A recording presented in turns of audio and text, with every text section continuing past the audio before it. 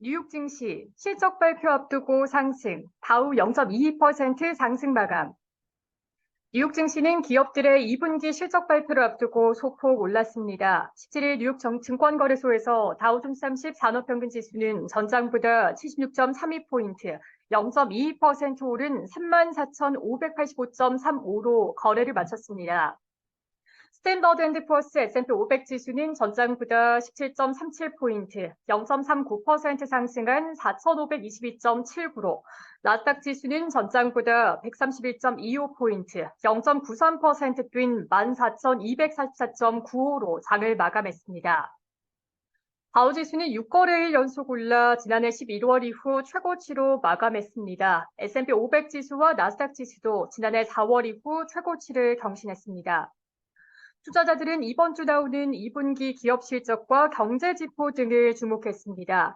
이번 주에는 모건 스탠리와 뱅크 오브 아메리카, 골드만삭스 등 주요 은행들의 분기 실적이 나옵니다. 유나이티드 항공과 라스베이거스 샌즈를 비롯해 테슬라와 넷플릭스 등의 실적도 나올 예정입니다. 월가에서는 2분기 기업들의 실적이 부진할 것으로 예상하고 있습니다. 팩트셋에 따르면 애널리스트들은 S&P 500 지수에 상장된 기업들의 2분기 순이익이 지난해 같은 기간보다 7% 이상 줄었을 것으로 예상하고 있습니다. 지금까지 나온 기업들의 실적은 대체로 예상을 웃돌고 있습니다. 예상치를 웃도는 실적은 주가를 지지하는 데 도움이 되고 있습니다. 다만 이러한 분위기가 이달 말까지 이어질 수 있을지는 미지수입니다.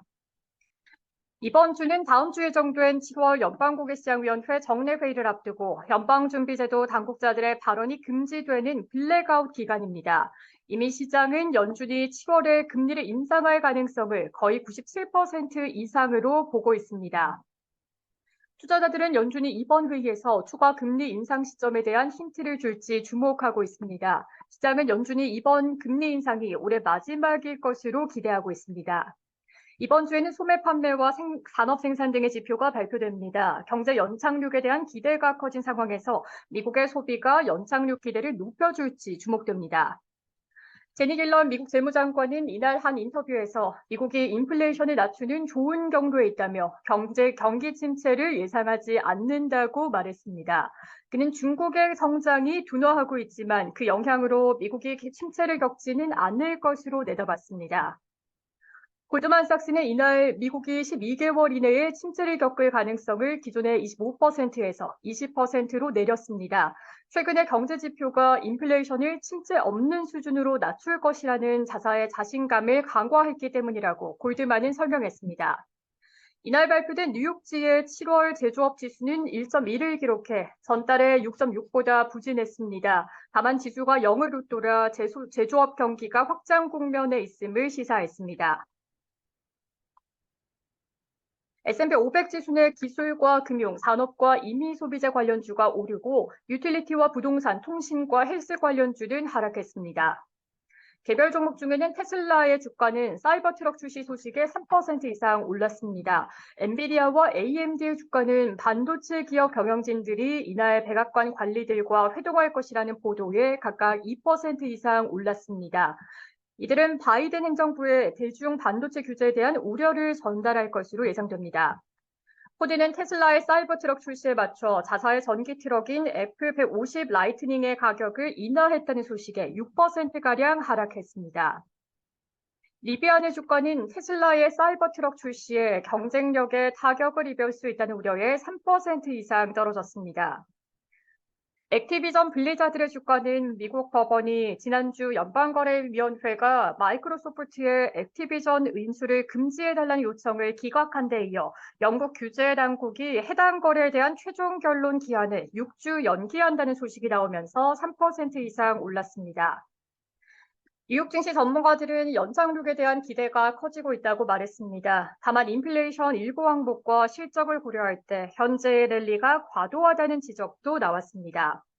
스톤엑스의 캐스린 루니 베라 수석 전략가는 지금은 골디락스 시나리오다. 실업률은 역대 최저 수준인 가운데 인플레이션이 내려오고 있다라며 물론 사람들이 물가와 약간의 고통을 느끼고 있지만 여전히 일자리를 갖고 있다. 연착륙 관점에서 증거가 점차 유리해지고 완벽한 인플레이션 둔화가 시장을 흥분시키고 있다라고 말했습니다.